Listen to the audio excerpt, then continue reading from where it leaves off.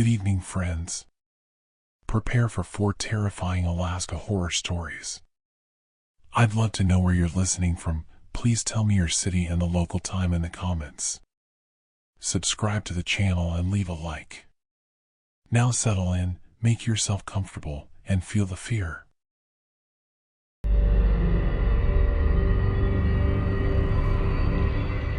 In March of 1992, the world was colder in ways that mattered. The sky a hard, thin thing, and the snow a white ledger that recorded everything it touched. We were on a school trip to watch the Iditarod start, a bunch of teenagers in rented parkas and raw enthusiasm, convinced the cold would be scenic and harmless. The teacher in charge had a clipboard with his name printed in block letters and a map folded more carefully than the itinerary. He smiled the way adults smile when they have rehearsed safety. I remember thinking, with that soft arrogance of youth, that extreme weather is dramatic but manageable. That arrogance tastes like the first bite of frost. We followed the mushers to the start line where dogs fretted like coiled instruments and sleds glittered with ice. The crowd clotted together, breath smoking in small puffs, and the announcer made jokes about endurance as if hardship were a sport you could package and sell. I laughed then, loud, bright, simple, and it slipped through the air and was swallowed by the acoustics of the valley. The trail unrolled into wooded white, a thin ribbon that led away from the town and into the continent's unexpected throat. We were told not to stray, not to follow the teams beyond the marked boundary. Rules in 1992 had the comfortable bluntness of adult certainty. I was watching a team, 14 dogs, a musher in a flannel so red it looked like an offense against the pale, and when the starter flag dipped, a hush rolled over us like a blanket thumped down. The sled surged, the dogs leapt, and the ribbon of trail began to stitch itself into the distance. The crowd cheered and then dissipated as people returned to warm vehicles and concession stands. A few of us lingered, the way teenagers will linger when the taste of an event still burns in their mouths. One of the kids, Ben, had the bright idea to walk just a little way down the trail, to feel the cold, he said, like it was something to be sampled. The trail was deceptively narrow once you left the start field. It funneled between hard banks of packed snow, and the air turned from fresh to clinical, like opening a freezer door and feeling time slow. We stayed close, joking into our scarves, but jokes fray fast in that landscape. The dog teams had become distant knots of motion and sound, and beyond them the forest inhaled the sound of engines. The sky above the trees took on a bruised purple, no aurora, nothing mystical, only the late winter's way of blotting color. We found an abandoned supply crate half buried at the trail's edge and dared each other to open it. Inside were mittens and a thermos, things that felt like domestic proof that someone had been there and left in a hurry. Somewhere between bravado and boredom, Ben wandered off the trail under the pretense of photographing tracks. He had a disposable camera and moved with that amateur care people use when they pretend to document rather than participate.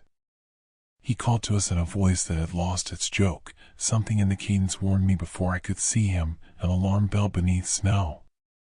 When I reached him, he was standing with a hand pressed to his face, his breath ragged, and he kept whispering a word that was almost a name and not a name at all.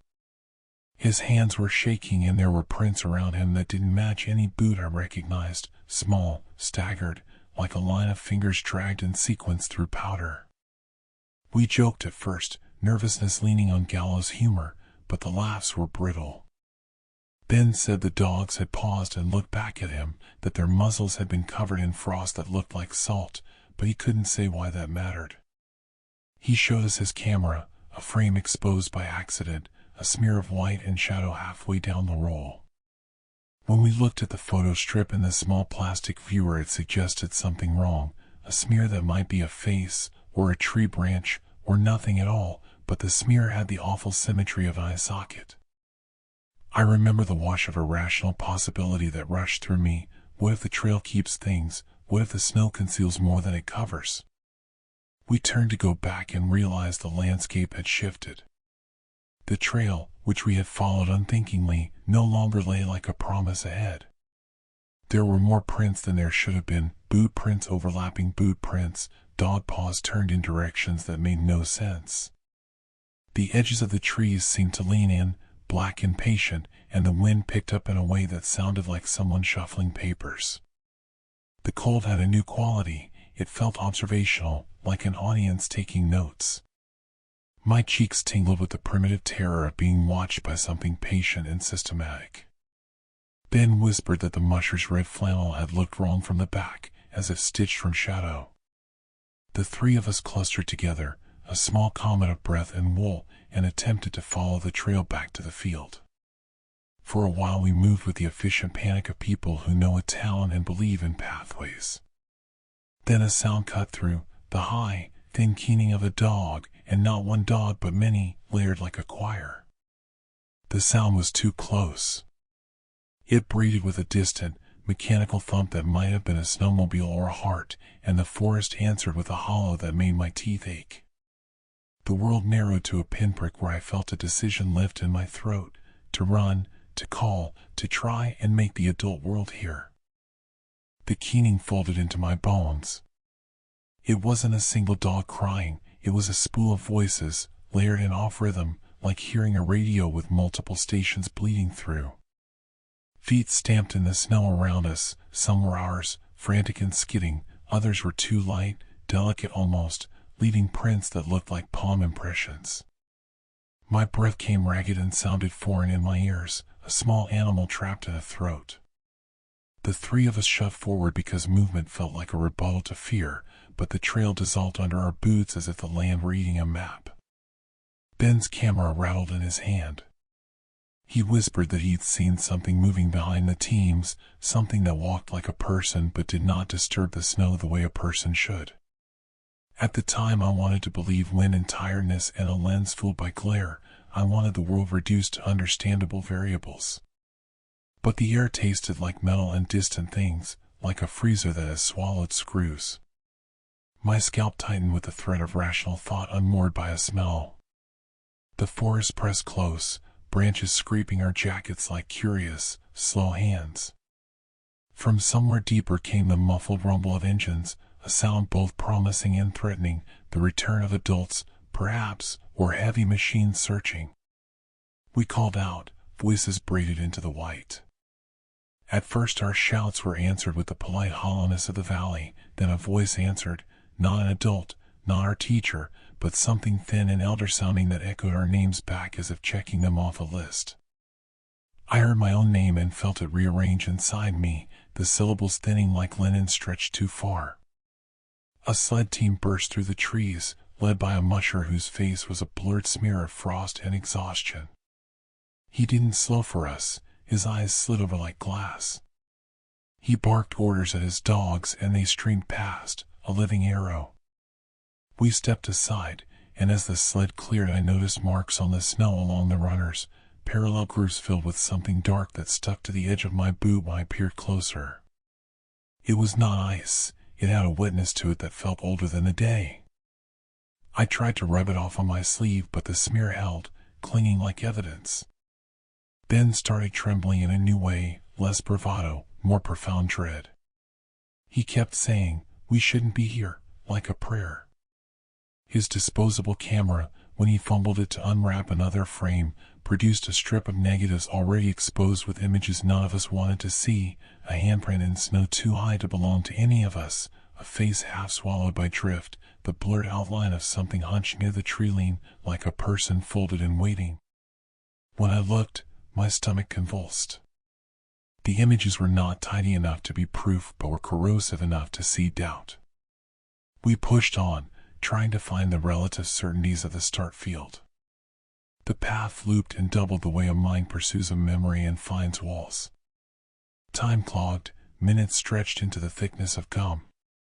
The three of us argued, small sharp fights over which direction was correct, the tones of teenagers collapsing into panic. Ben wanted to backtrack to where we'd first seen the crate, another friend swore the slope on our left led toward the town. I wanted the bright, obvious line of the trail that would take us back to a buzz and warmth and plain answers. None of those options remained reliable. Then we heard something else, the distinct, hollow sound of sled bells being strung along a runner, but the rhythm was wrong, too slow, deliberate, like someone was playing at a funeral march.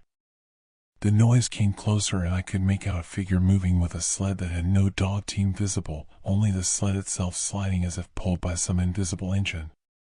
The sled's runners cut a groove that glinted with a sheen of black along their edges. The figure wore a coat too large, as if grown from borrowed skin, its head bowed in a way that hid features. When it passed, we all flinched because even wind patterns seemed to rearrange around it. The thing made no sound save for those bells, and the bells told us something simple and terrible. It was cataloging us. Panic turned the three of us into small animals. We ran, and running is an ugly, animal thing, arms at our sides, breath burning, boots striking snow in rhythm. The trail turned again and spit us out onto a low ridge where the start field should have been visible. Instead, we found empty sled racks and a scattering of gloves, as if the crowd had been erased in a hurry. A van idled with its engine on near the concession stand, headlights pinning a strip of reality in the white. The van's driver sat motionless, a silhouette framed by warm light, and with a small, irrational hope I waved to him. He didn't move. The van's radio hummed an indistinct station.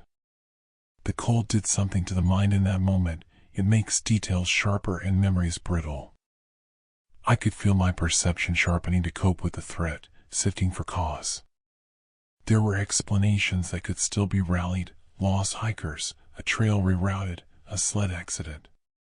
Rationality is a stubborn friend even when terror claws at you. I clung to it like a ring in the snow. But rationality can't account for the way the earth seemed to be reciting names under its breath, the way impressions of faces formed and dissolved in the peripheral white, like somebody's half-remembered nightmares leaking into daylight. We shouldn't have split up. The cold thinned our thinking until superstition looked like sanity, and by the time the van's driver finally stumbled out, face cracked with age and a cigarette stub grin, there was a kind of exhaustive relief that felt like surrender. He said the start field had emptied in a hurry, that a blizzard had folded in faster than the forecast, that teams had scattered and some handlers were already searching. His voice was practical, human. He offered us thermoses and a ride to the warming tent. The warmth punched at my lungs like a contradiction.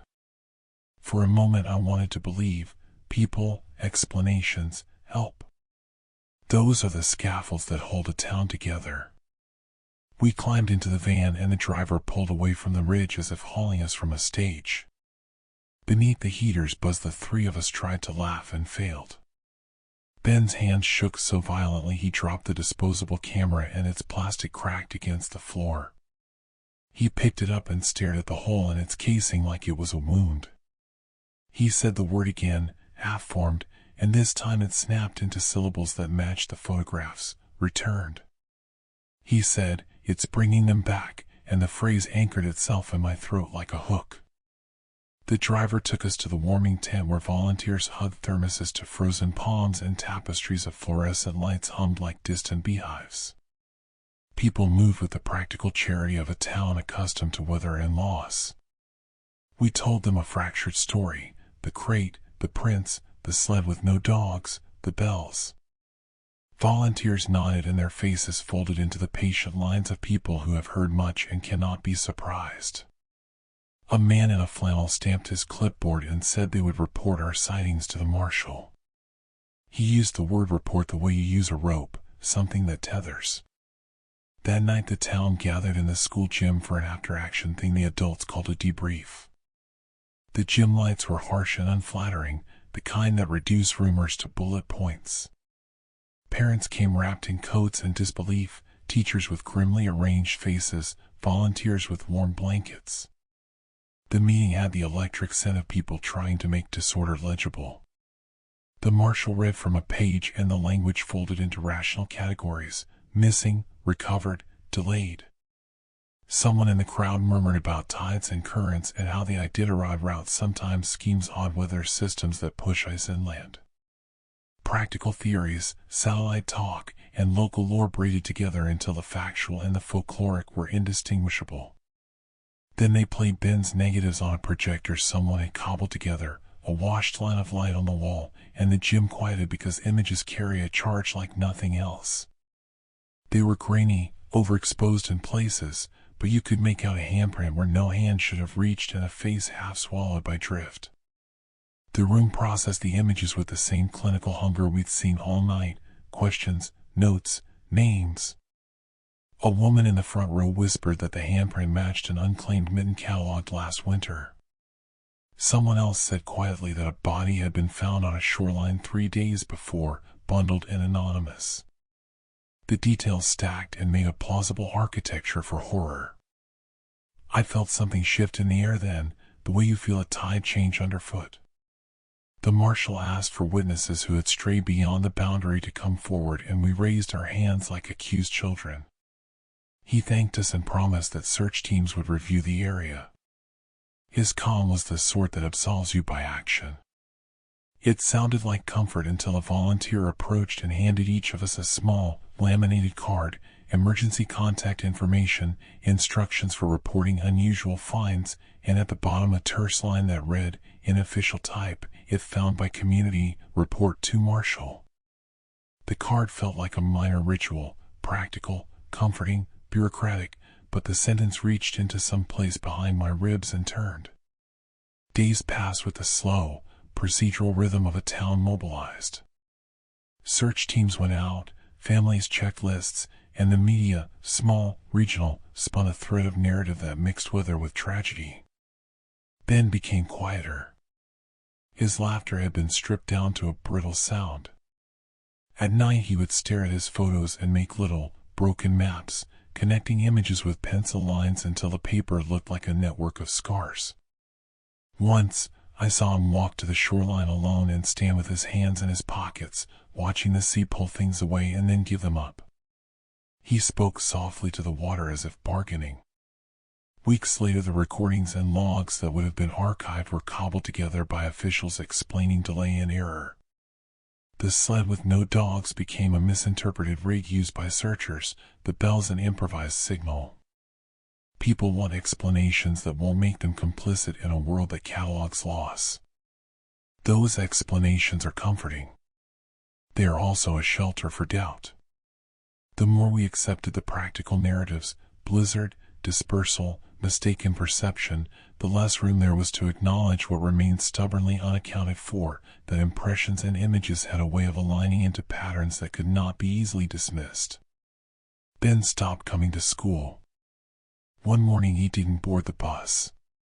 His backpack sat on a bench at the stop like an accusation. They said he'd run away to clear his head. They said he had family issues. They said many things that let them resume ordinary daylight. I knew, in the blunt, awful clarity of someone who has learned the vocabulary of disappearance, that towns protect themselves by converting the uncanny into files. If you can file something, you can shelve it. Years later I go back sometimes, because memory is a stubborn animal and because I am cowardly and curious. The start field looks smaller, made manageable by fences and sanctioned walkways and a plaque that commemorates volunteers. The photographs hang in a municipal archive and are captioned with dates and coordinates. People who were there that day will tell the story with gaps smoothed, the kind of storytelling that turns fear into legend. They will say we were lucky or unlucky, and their voices will hold the measured cadence of people who prefer tidy conclusions. But when the wind comes in from the north and the day trims itself to the hard gray of late winter, I still hear the layered keening of dogs in the distance and the slow, metallic cadence of bells that are not there. I sometimes wake in the night with the taste of salt and ice on my tongue and an image of a sled gliding without dogs across a ridge.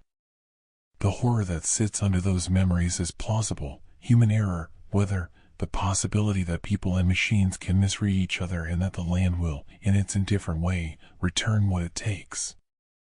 That plausibility makes it worse, because it means anyone can be led into a place where tracks misalign, where images lie half-truths, and where the ordinary machinery of search and recovery can flatten the nuance of a life into a file. If you ever stand near a trail on a cold March morning, watch the snow closely. Notice if the prints do not match, if someone's laugh turns brittle. Keep your group together and keep your cameras in your pockets unless you want the film to catch more than light. The world is weird enough without mystery. The danger is how plausibility will disguise itself as reason, and how reason will eventually let the uncanny wear a name that makes everyone comfortable.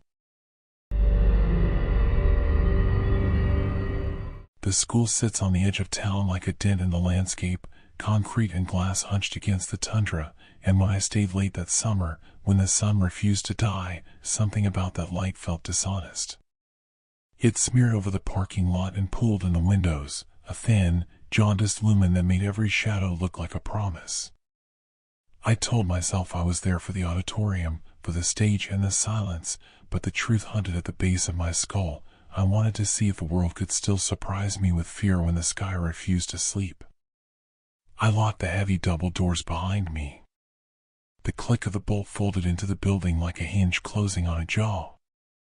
My boots made wet, echoing thuds against the linoleum. The air smelled of old chalk and the copper aftertaste of a radiator. The lights in the corridor hummed on autopilot, fluorescent lifelines that kept the school awake. Out beyond the glass, the aurora leaked across the horizon, waves of green and bruised red that crawled like a slow infection. I told myself the aurora was only charged particles, nothing mystical, but as the colors crawled higher they threw strange geometry across the rows of empty seats, making each one look like a face waiting for me to stumble. I set the lights off in the auditorium and let the dark settle, because what I wanted was the theater to be honest with its emptiness. The stage swallowed my silhouette, and the silence there had weight, dense, absorbent, as if sound itself were a trespasser. The aurora thinned as if listening and then bled through the skylights, a sickly wash that painted every chair the color of bruises. I sat in the center seat and felt the floorboards breathe, the slight give of an old building reminding me it had been built to hold people, not ghosts. My pulse thudded in my throat like a drum. I told myself I could leave at any time, empty halls are harmless. Fear, I thought, is a private thing that lives only in us. Something small and insistent scraped against the stage curtain. Not a creak like settling wood, but a fingernail, a deliberate, searching graze that traveled along the fabric's hem. I froze, pinched the breath under my ribs, and told myself it was wind pushed in by the aurora winds. The sound repeated, closer, patient, as if someone was learning the exact edge of the room with a finger. The hairs on my arms rose, and the auditorium suddenly felt narrow, the dome above me pressed down with an indifferent gravity. My mouth filled with the sour, metallic tang of adrenaline and the sickening realization that I could not remember why I had come alone to this place where the light never slept. A face formed in the darkness between seats across from me, not a fully realized human face, but the impression of one, a negative carved by light, a hollow where features wanted to be. It wasn't moving, but it occupied the same space as the chairs, aligning itself with their silent backs.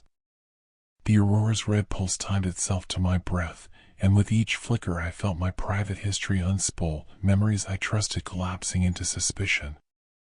I remembered a winter when the whole town had shut down, when parents whispered about someone who had walked out and never come back.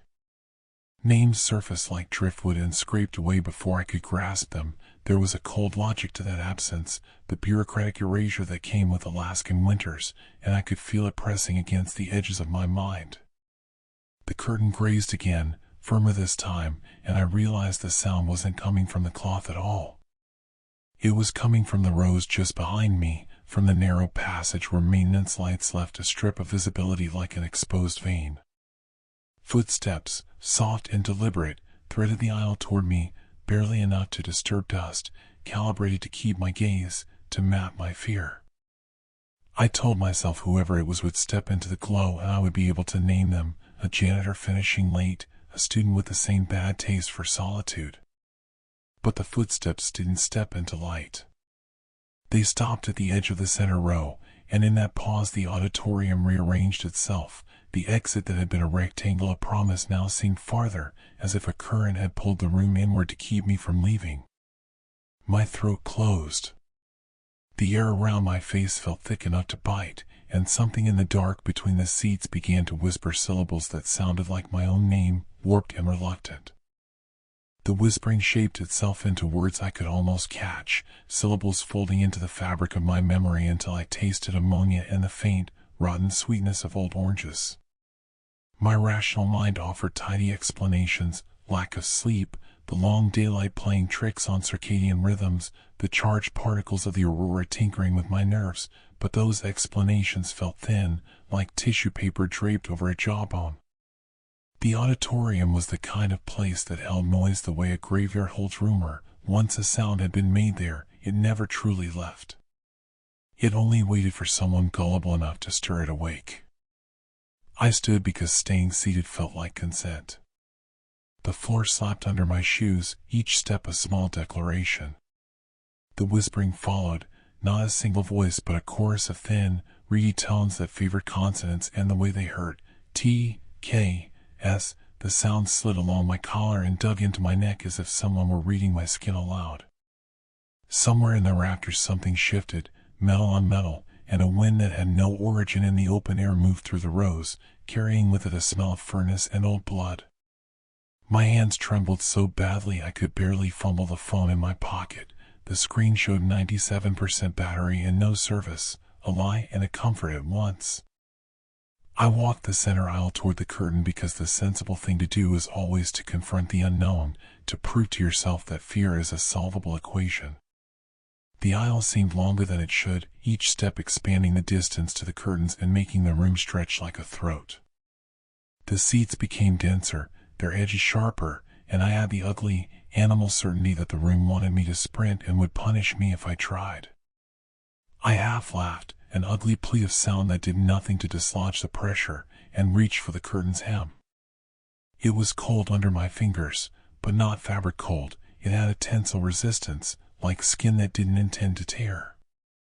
When the curtain peeled back, I expected the backstage, ropes, the rigging, the empty wings of a theater ready for rehearsal.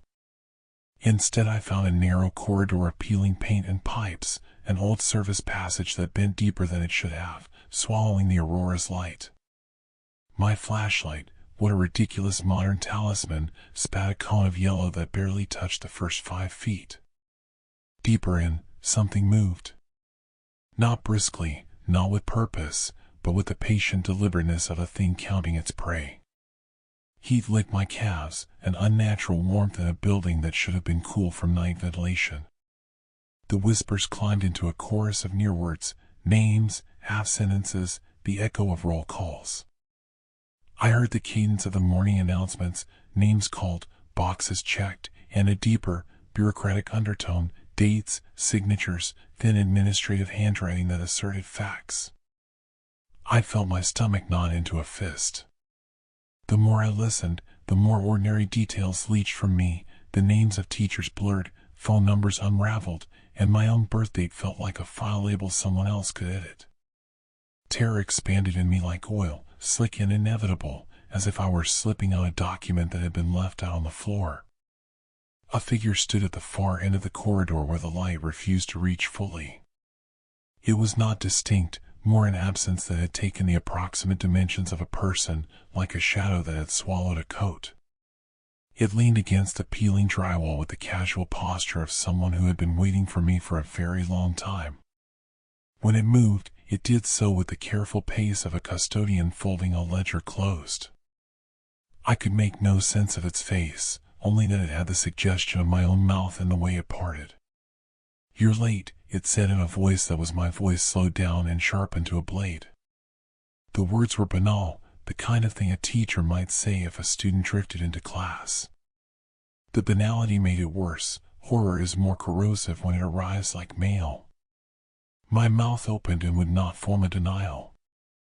I wanted to tell it this was impossible, that I was not the kind of person to be called late to my own life, but my throat had been smudged with sleep and fear and the tiny, precise knowledge that whatever bureaucracy this thing represented measured time differently. It stepped closer and did not cast a shadow in my flashlight's beam. Up close I could see the faint impression of paper across its chest, like pages pressed flat. It smelled faintly of the auditorium chairs and something metallic, like a page cut fresh from an office. When it touched my wrist, its fingers were neither warm nor cold but gave the impression of a ledger being thumbed, catalog, record, checkmark. I felt a pressure on my skin, a slow recording device, and a number keyed itself into my chest like an inventory tag. Remember, it breathed, my voice again, but guttural, roll call. The fingers on my wrist left an ache like a bruise and a ledger smell that I could not scrub away. It guided me down the corridor as if I were a student being led to detention, and each step rang with the hollow drip of water through old pipes. The whispering had become a palpable pressure behind my eyes, filing away my private facts with the patient cruelty of a clerk archiving a life. Names I had carried for years, teachers, old friends, even the cadence of my mother's voice, thinned at the edges like photographs left too long in the sun. I felt my history unstitched in slow, clinical motions, seam by seam. We came to a door painted institutional gray, the kind of door with a small window and a metal frame that said official. Through the glass I could see a room lined with shelves and boxes, binders labeled in block letters, attendance, yearbooks, archives. The thing that had my wrist pushed me inside. The room smelled of dust and the thin gold tang of old paper. Under the fluorescent light a table stood uncluttered, waiting like an altar. On it was a single attendance sheet, its columns neat and indifferent. It slid the sheet toward me. My name was on the list, printed in a handwriting I recognized as my own because the loops and slants were the shape of me. Beside it someone had written a date I had not yet lived and checked a box under status, retired. My heart slammed against that box as if trying to make it swing open. The thing tapped the box with a fingertip that sounded like a stamp. Around us the whispering recited numbers and signatures like a chorus of clerks processing an inevitability.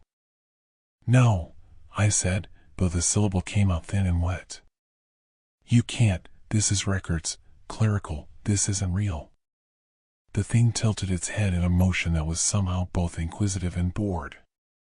It said, "Records are reality here. We file what endures." The voice folded my protest into a footnote and slid it away. Panic clawed at my throat, the floor tilted with the tiny vertigo of someone who has slept wrong for days. I shoved at the shelves, tried to yank binders free, to find proof that I had been something other than what the paper declared. The binders resisted like frozen meat.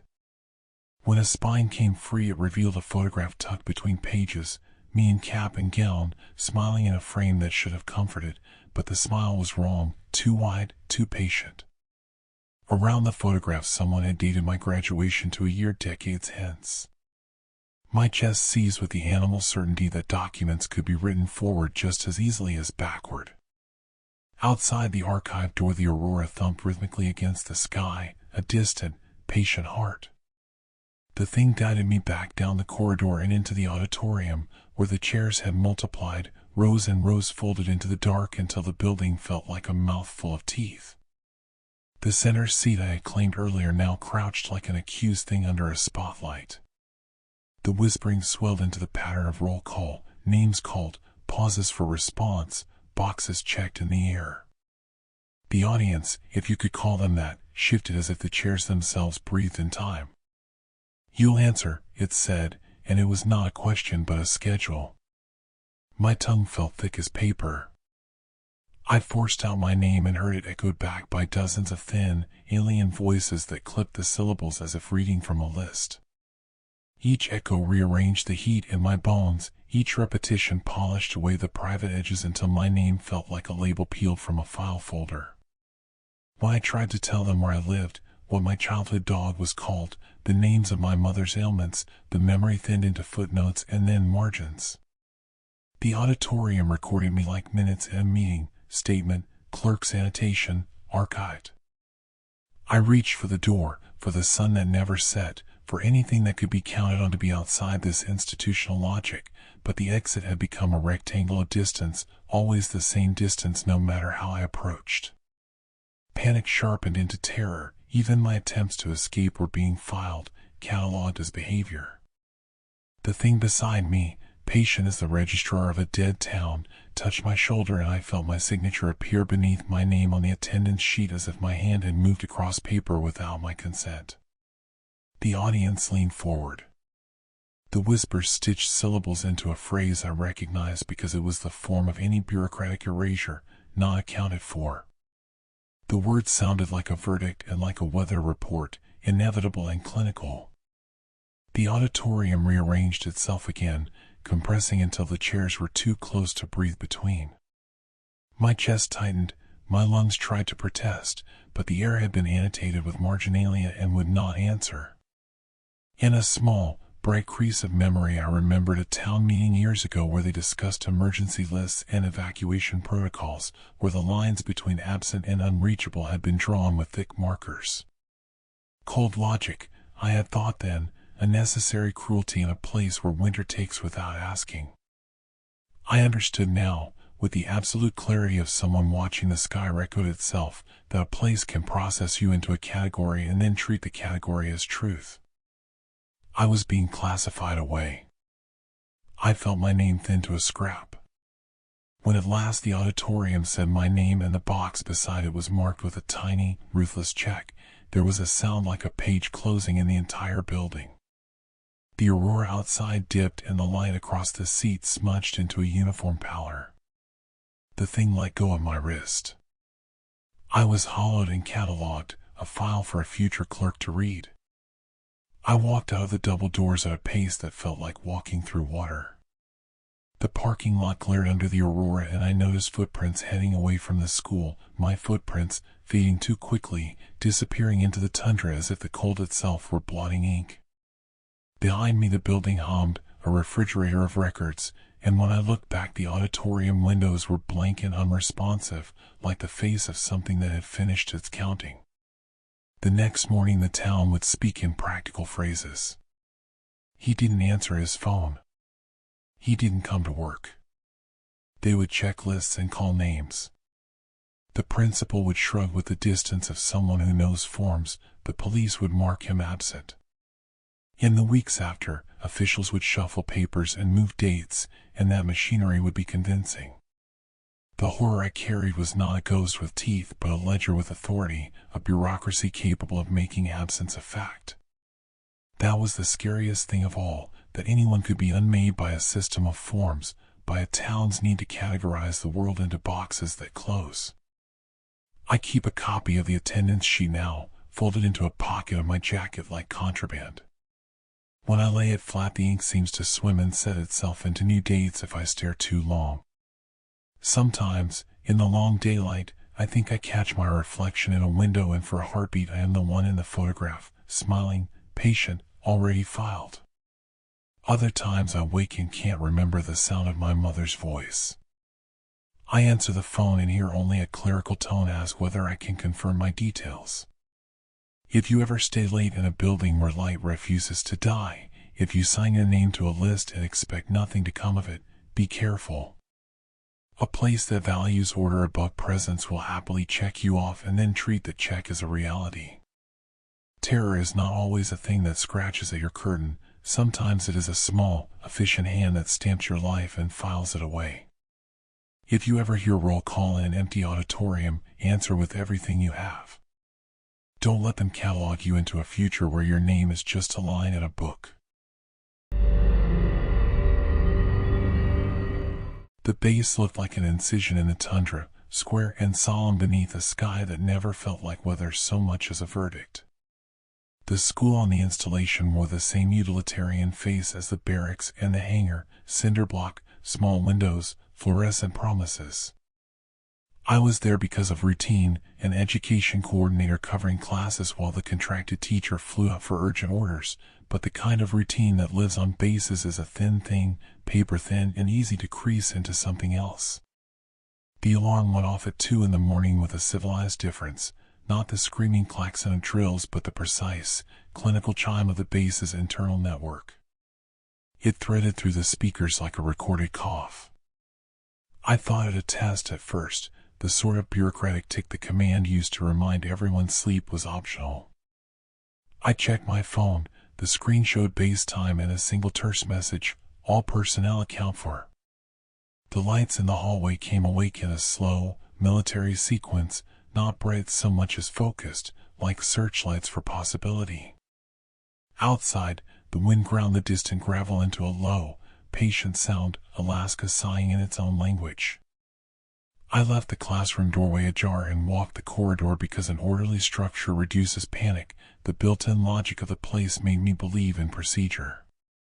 The monitors in the vestibule displayed feeds from classrooms, cafeterias, and the gym, frozen squares of children at desks, the principal's office with its empty swivel chair, the entryway with its neat rows of booths. One feed showed the main campus gate, where snow had drifted in gentle dunes. Another showed the hangar lights, and in the distance a silhouette moved past the chain link with a measured gait. The camera angles were steady, the kind of surveillance that promises safety and delivers something else. The intercom crackled and the principal's voice came over, flat and formal.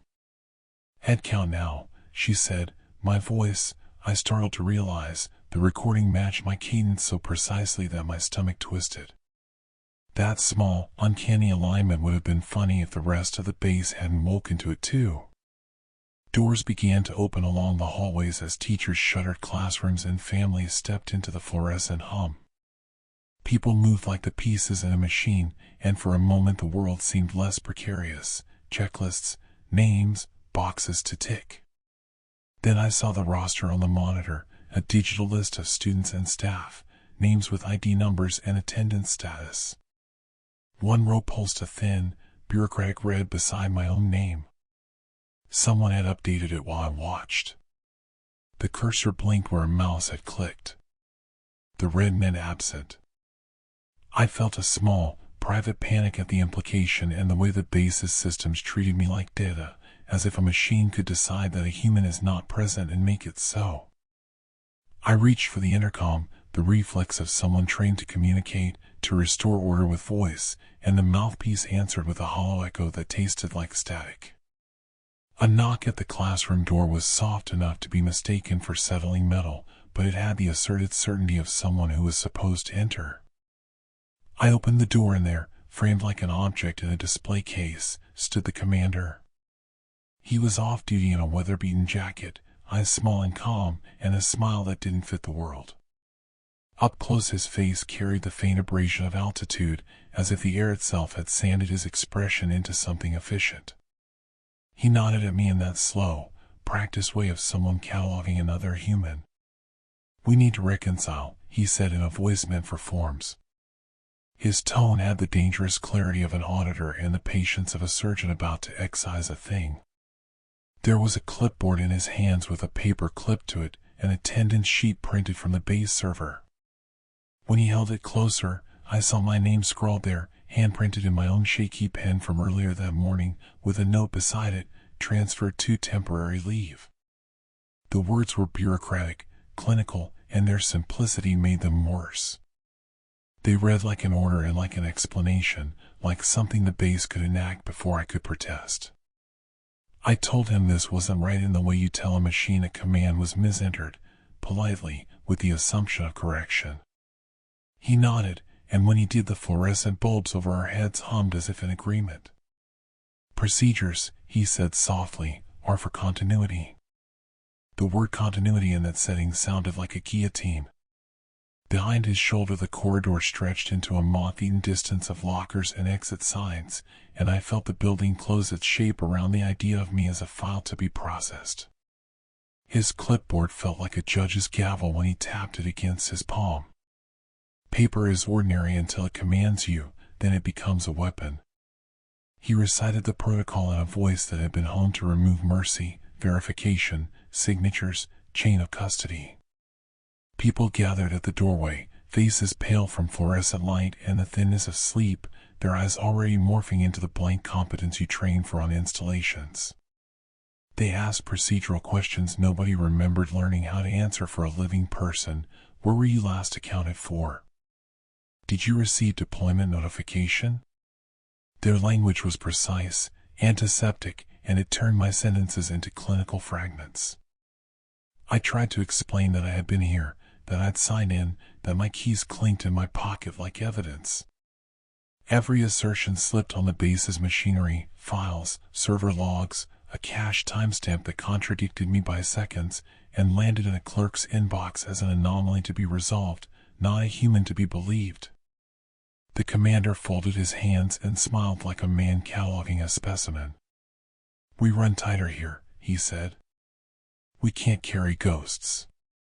The word ghost should have been spectacle. Instead it sounded like inventory, a commodity removed. They led me to the administrative office where the server hummed like a sleeping animal. A technician in a badge leaned over a screen and tapped keys with a ritual precision, fingers that reduced identity to entries. Lines of data scrolled, badge swipes, thermal sensor logs, camera timestamps. There were gaps, tiny, inexplicable lapses where telemetry flattened to silence. He pointed at a window of dead feed at 1:42 a.m. and then at a network packet that showed my badge pinging out of range for 37 minutes. "Network blip," he said, as if naming it made it harmless. The word blip felt like a promise to be shredded. Something else happened then, smaller than policy but more intimate. A colleague I trusted, someone who had eaten chili with me in the break room and laughed at the same dark jokes, asked with the soft cruelty of the compliant, "Did you authorize your transfer?" Her eyes were not cruel, they were trained. She wanted a box checked. I believed she wanted to help, but her follow-up was bureaucratic kindness, a request to sign a form acknowledging receipt of transfer orders. The pen trembled in my hand because the act of signing is an invitation to be realigned. Signing is consent dressed as ink. I refused. The refusal felt moral and absurd all at once. They produced a memorandum, temporary leave pending reconciliation, signed by a colonel whose signature I had seen in other, smaller, irrevocable documents. It read like a clinical diagnosis. The more I argued, the more the base conferred around me, its people shuffling into measured stances, as if a stranger had walked into a courtroom and demanded to be recognized in a statute. A nurse took my vitals with the detachment of someone taking inventory. My pulse was an innocent number on a chart that would later explain me away. As the night folded into the weird incandescence of perpetual daylight, the base transformed from protector to tribunal. The intercom played recorded reassurances, safety protocols, continuity measures, but behind the automated column there was a gnawing calculus. If a system can mark you absent, then you become absent to neighbors, to payroll, to the casual traffic of being seen. People who matter to you lose the habit of checking, and the habit is what keeps people real. The commander walked me back down the corridor with that slow, precise gait and showed me an exit door that opened onto a fence lot and a snow-scoured road. He said, "You can go home and report to your unit in person. That will resolve this." The offer sounded humane until I realized it was an off-ramp. Outside, the wind did not clap my face, it catalogued it. It carried with it the metallic scent of diesel and the sharp, sterile tang of de-icer, and the base lights carved the snow into ritual shapes. My breath fogged in front of me like a list. I could have left to a town that would fold me back into ordinary life, but something in me recoiled at the idea of returning to normalcy rearranged by a checkbox. To accept their solution would be to become compliant to an erasure. To refuse was to make myself an object of sustained administrative focus. The choice tasted like blood and ledger ink. When I stepped back inside, the building did not greet me. The receptionist's face was an expression of appointment reminders, her voice slid off a script. She slid a paper across the desk, an internal memo that requested I present a secondary form of ID at the armory by 0700. The paper had my name, my badge number, and in the margins a note in a handwriting I recognized as my own, notes I must have taken earlier that evening, annotating times and classes, a chronology that argued for my presence. Yet that handwriting had been quoted back at me without context, like a line in an affidavit. I felt my memories being used as evidence against themselves. Alone in the supply room, I pressed my forehead to the cool metal of a locker and let the terrifying possibility unspool. A system with enough authority can make disappearance ordinary. It does not need malice, it needs procedure and compliance. It needs people who believe that the right form, the right signature, is the same as truth. Horror, I realized, is not always the monstrous or the supernatural. Sometimes it's a neat sheet of paper with an absence on it, and the terrifying silence that follows when everyone decides the absence is real. He led me to the armory as if escorting me to formality, but the room smelled of oil and old orders, a chapel for instruments that decide who is accountable. Men in winter parkas stood like statues by racks of gear, their faces blank by exhaustion and duty. A clerk slid a tablet toward me and the interface asked for a biometric confirmation. My thumbprint registered and the screen accepted it, then suggested a secondary verification I had never enrolled. The system suggested names to contact and automatically flagged a next of kin field that was empty. The suggestion felt like a hungry little law leaning into my life. They asked me to speak into a recorder to confirm my statement. My voice betrayed me, thin, reedy, an animal sound recorded and cataloged.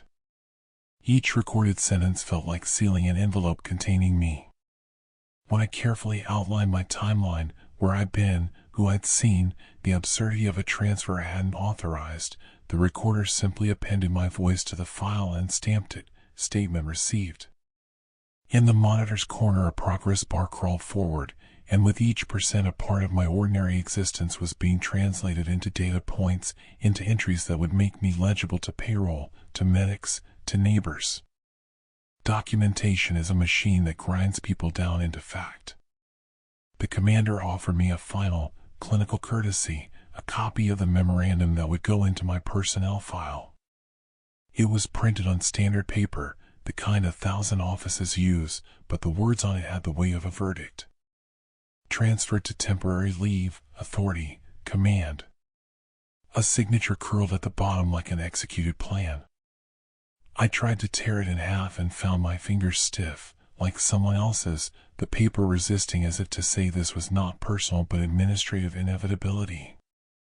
When I folded it into my pocket it felt like a ticket home I no longer recognized. That night I walked the base perimeter alone because movement felt like protest. Snow soured under my boots, compacted thinly with the memory of other people's steps. Lights along the fence winked on and off in machine rhythm. Behind the chain link the campus exhaled with the slow certainty of something that had finished its work. I watched families pass in their trucks, their windows warm and closed to the cold calculus inside the installation. I thought of calling my mother, of saying I was all right, but my voice on the recorder had already been added to the archive and repeating it would only make it more official. Sleep came in small, stolen pieces, and when I did sleep I dreamt in forms and memos. I would open a drawer and find my childhood tucked between employee handbooks, my dog's collar sitting atop a safety data sheet. In those dreams the town's files folded themselves around my life like paper origami, the creases becoming maps that guided everyone away from me. Waking, I found the base's logic unspooling into the town. A clerk at payroll marked me inactive. A teacher at the high school crossed my name off a roster. The post office returned a package as undeliverable with a stamp that read no forwarding address. Little erasures, each reasonable and mundane, the sort that together make a disappearance convincing. People who had once nodded hello in the corridor began to pass me with a practiced, bureaucratic briskness. A friend who had shared cigarettes with me outside the gym said, "I must have misremembered. You're not on the roster," as if memory were an error to be corrected. The horror was not that they stopped loving me but that institutional correctness smoothed over care. It was terrifying in its mundanity, the way ordinary people defer to procedure because it is easier than the chaos of doubt. I felt myself becoming an exception to public attention, a glitch to be resolved rather than a person to be held. Weeks later, paperwork processed, someone delivered a pay stub with a status code I did not understand. My direct deposit stopped, my email forwarded to a folder labeled archive. I went to the town office and they smiled with the benevolence of people who handle lost items. "We have your records here," they said, and handed me a copy of the memorandum, crisp and official. The signature at the bottom looked identical to the commander's and the colonel's, and somehow to my own. The ink had the familiar pressure of my hand. I pressed my fingertips to it, and the paper gave the faint feeling of a mouth closing. Sometimes, in the bright Alaska afternoon that is never truly day or night, I stand at the edge of the base and watch people moving under coordinated lights and feel the raw, physical ache of being accounted for wrong. I have lawyers who say there are remedies, checks, and appeals that will take months and the careful accrual of proof. I have friends who say the system made a mistake and it will be corrected. Those are the ordinary explanations, sensible and plausible and desperately necessary. They are also the kind of arguments that paper believes. Meanwhile, the base keeps its records. The recorder keeps my voice. The memorandum sits in my wallet like a splinter. Horror, I learned, can be administrative. It can be the cold, methodical rearrangement of your life by people who believe they are saving the system from chaos. It is terrifying, chilling, and gruesome in its efficiency. There is no monster with teeth in this tale. The terror is a protocol followed to quiet the noise of existence. It is the way a town will default to forms because forms are safer than the messy work of holding someone in doubt. If you ever find yourself questioned by people who move with institutional grace, watch the pens in their hands. Be wary of signatures. Keep your own copy of your life close and never let them file you without your voice fully recorded and your finger firmly resisting the stamp. I went back to the gym for my bag because the wind had stolen my keys and it felt safer to move through a building I knew than to stand in the open where the sea breeze could slice through flesh. The door gave with a tired groan and the smell hit me before the lights did, salt and iodine and something like old fish, a beautiful, rotten perfume that lodged in my sinuses and made my eyes water. The gym was set for a meal that hadn't belonged to any calendar I remembered. Long tables draped in white, folding chairs arranged in careful rows, place cards with neat handwriting I couldn't place. Platters of smoked salmon and clams sat on silver, chilled on ice that didn't melt under the glare of the high lamps. It was absurd and domestic, like finding a living room in the mouth of a whale. Nobody moved. The chairs were occupied by silhouettes, people-shaped, wrapped in coats and scarves as if they had come in from a wind that never stopped, but there was no motion beyond the slight, uncanny rise and fall of fabric where breath would be. They faced the stage with the posture of an audience waiting for a speech that had already begun. I told myself this was a prank, a senior prank gone weird, some art student installation. The rational thought tasted thin in my mouth. The room's stillness ate explanation for breakfast. The mural wall by the stage held photographs pinned in a collage, as if someone had tried to map memory. I recognized no faces. Each photo showed the coastline, rocky, jagged, ice returning in slabs like pale teeth, and in each shore there were people standing where no one had stood before, newcomers carried in on the tide, coats dripping, hair plastered with freezing spray. In every photo, a hand pointed toward the horizon. Sometimes the finger was blurred, sometimes it was too clear, the nail inked with a dark line like a ledger mark. They all pointed the same way, toward the sea where ice grown back to land, where the tide was bringing bodies or strangers or both. A plate near me crunched when I set my palm down. Somewhere in the dining row, a chair scraped on the floor, slow, precise, as if someone were clearing their throat. I walked the aisle because standing still felt like prayer, and prayer was useless here. The silhouettes did not turn, they did not blink. When I passed one, I saw the outline of a face under a hood, cheekbones like maps, a mouth set thin, no eyes, only hollows that reflected the gym's light like shallow pools. My skin prickled. The air tasted of copper and canned brine. I thought of hypoxia, of carbon monoxide, of the ways gas rooms make you compassionate and then feral. I checked my phone, full of bars, battery steady. Nothing explained the static dread tightening my throat. On the stage, someone had left a lectern and a stack of program sheets. I read the first line and felt my stomach fold over itself. Welcome home. The paper was warm, as if it had just been handled.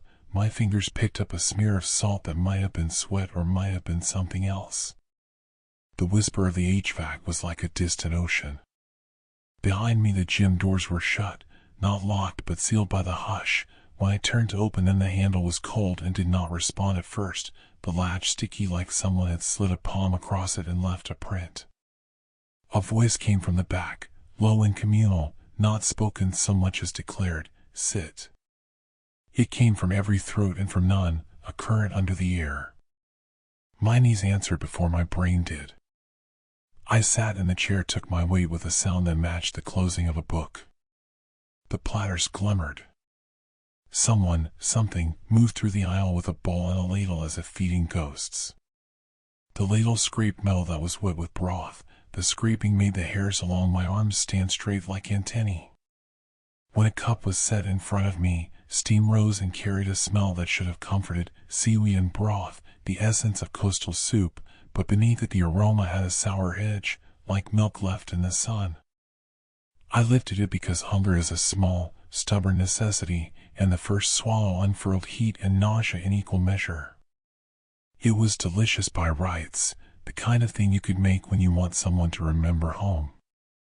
But the more I drank, the more the edges of the room softened, as if the gym were becoming an aquarium and I was the fish noticing the glass. Faces in the photographs seemed to sway, their fingers pointed with quiet insistence. The silhouettes did not shift, but the air around them hummed with attention. I should have left. Every reasonable impulse shouted at me like wind against a cliff. But the gym had folded itself into a logic that precluded immediate flight. The door now seemed farther, the fluorescent lights took on a depth as if to mimic daylight, and the inner voice that decides to run had been dulled by that warm, uncanny broth. The world narrowed to the table and the chair and the sound of someone whispering just behind my ear, "Remember where you came from." The more I sat, the clearer it became that this gathering was not celebration but intake. Conversation dissolved into a slow, ritual breathing, and the room cataloged each inhale like evidence. The ladle kept moving, a palm of stainless steel administering memory by mouth. With every sip my throat loosened, names surfaced, little domestic details I had never spoken aloud: my high school mascot, the exact color of my first car, the time my father missed my recital. They came like fish hooked and hauled up until I felt exposed and gutted. Horror is not only monstrous, sometimes it is being made porous, your private life rendered communal by something that listens harder than any neighbor. Someone opposite me reached out and touched the inside of my wrist. The skin there pulsed like a thin thing under glass. Their fingers were cool and dry, like driftwood that had been hollowed by the sea. "We remember the coast," a voice said, "not cruel, merely factual, and we bring what has been carried." The sentence had the weight of law. Around us the silhouettes rustled as if in approval. I tried to pull my arm back and found my muscles moving with a sluggish, sugared resistance, but broth had done more than soften my will, it had shifted how impulse answered. Images slid into my head uninvited: a tide carrying a bundle to shore, a child's shoe wrapped in kelp, the murmured name of someone whose obituary I'd read years ago. These were not visions like ghosts but memories that matched nothing I owned. They clasped my mind with the intimacy of fingerprints. Each memory fit into my life like a borrowed sweater, strangely familiar and wrong at the seams. The gym, that absurd dining room, grew teeth, small administrative marks along the walls like tally marks, each one a count of arrivals. The mural photographs, once still, now breathed with a tide-slow rhythm, and their pointing fingers aligned into a map directing inward. A woman 2 seats down, a teacher I half recognized from parent nights, began to tell a story about a boy who had been brought in by the ice. Her voice was steady, almost soothing, and the tale had the bluntness of a municipal report: found at dawn, hypothermic, no identification, claimed by the sea. She folded in small details: school, hobbies, favorite cereal, that matched the unbidden memories riffling through me. Listeners nodded as if hearing a weather report. To them it was narrative. To me it felt like an inventory being read aloud and matched page by page to my life until there was nothing left that could not be cross-checked. Panic rose like bile.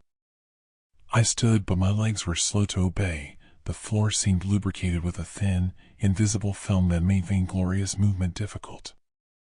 The people in the chairs did not look at me in the way people look when they worry. They regarded me as you regard a plant you tend, a necessity that requires watering at scheduled intervals.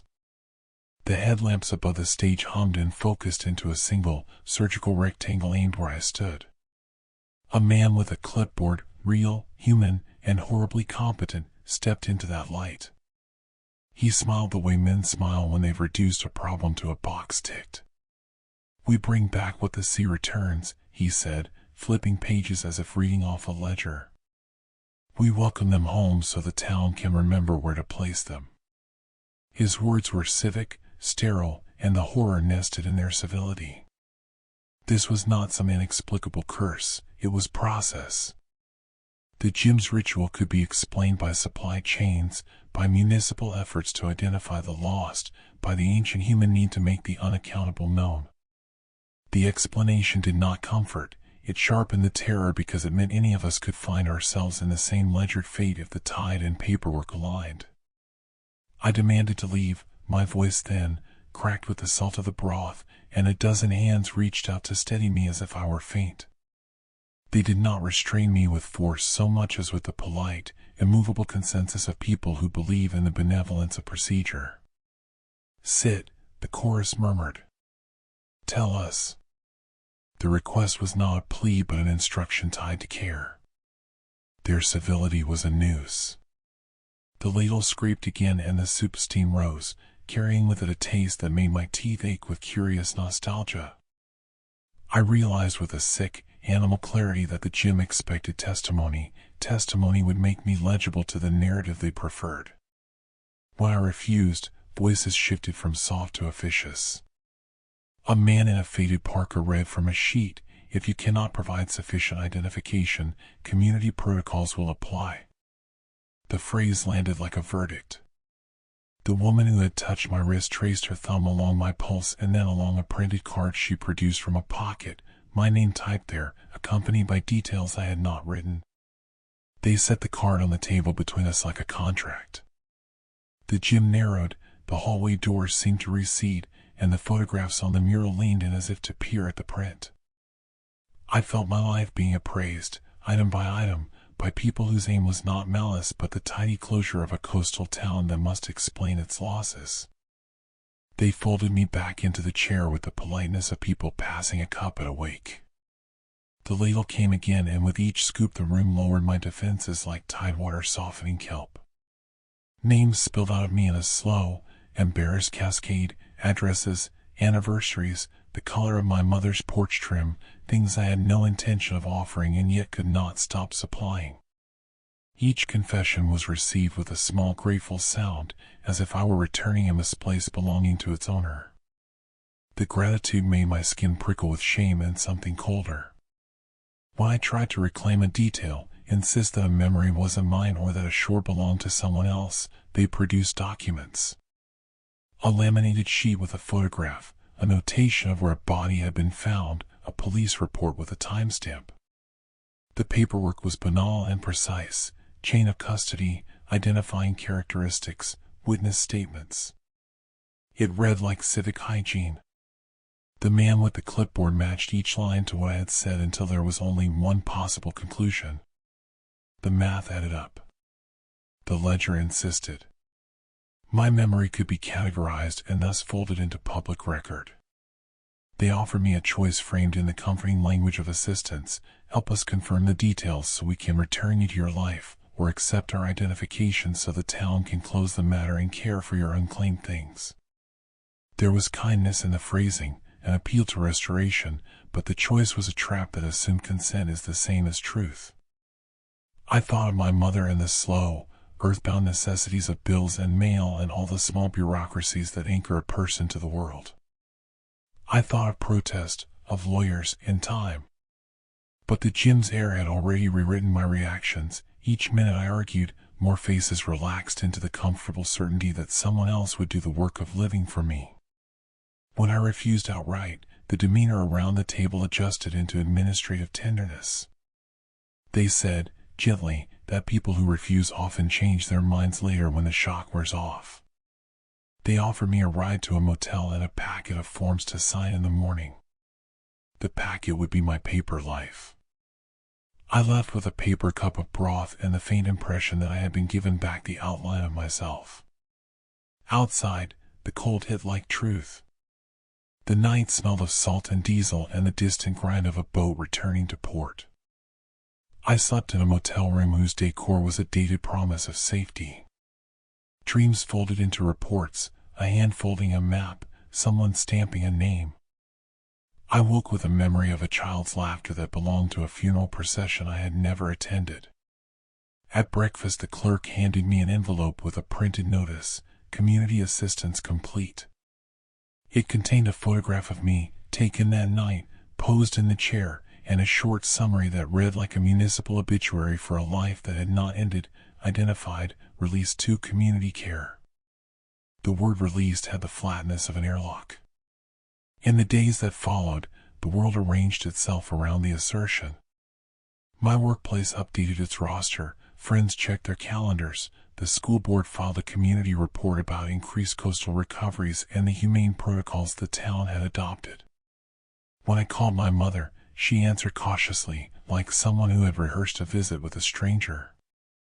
She told me, in that careful voice people use when passing on official news, that the community had been so helpful, that the town had done the right thing. Her words pressed me into a space of gratitude I could not fully inhabit.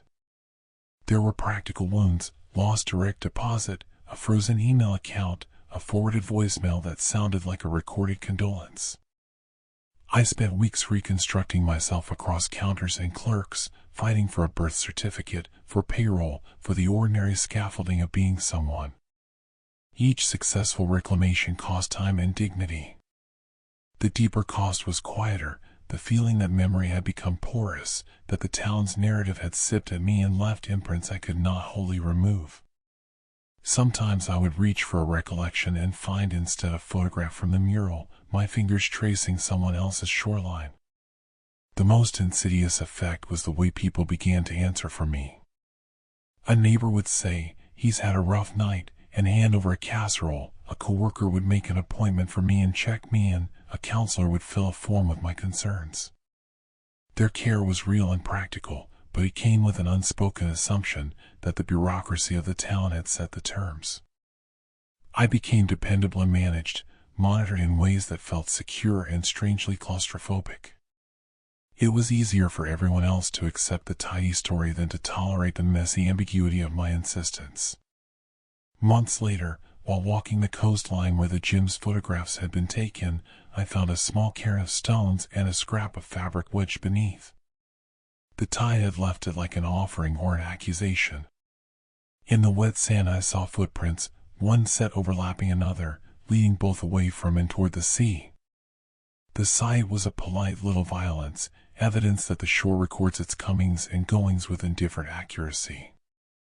I realized then that the line between being returned and being taken is thinner than I had imagined, and that a community's need to classify grief can make a myth of a person.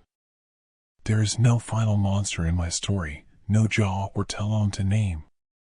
The horror is civil, dull, and plausible. Towns that must make sense of loss will build mechanisms to translate the unaccountable into files, and those mechanisms will sometimes insist more gladly than they should. The memory of that night lives in the taste of the broth, in the smell of kelp on my hands, in the photograph pinned to my fridge that shows me smiling with a fork in my hand at a table I did not volunteer to set. I keep that photograph because it is proof and because it is accusation. If you ever find a town that loves tidy answers, be wary of its hospitality. They will feed you, catalog you, and offer to guide you home.